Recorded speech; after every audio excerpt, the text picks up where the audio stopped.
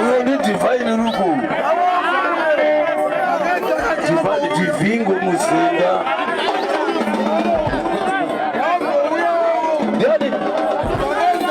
Ayo abasaka pera. Anganyanya magesi. Kati mfano mirabone. Ngiri kufaka njoni kwamba ivapo. Imbogara uno. Utamba kurizwe. Utamba kurire mnana. Kurira kutambi. Utamba waya.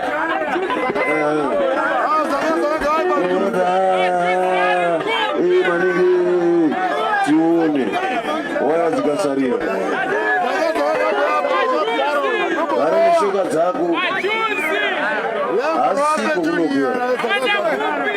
Rakapera. Chitupe pa window. Tuita. Nashura koko garura. Garura ni. Ya so.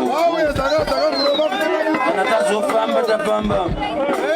Management wangu ni. Sisi nzona manager. Alipo Furman. Alipo Furman boss. Anataka ukara ichoko alipo pasoro. Sio na Furman uga. Aluka anashita. Hapo rote la kubwa. Hapo pui.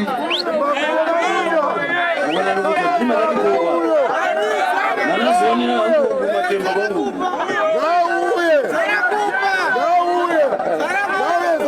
Fora. Hapo sasa zina asi. Acha huyo.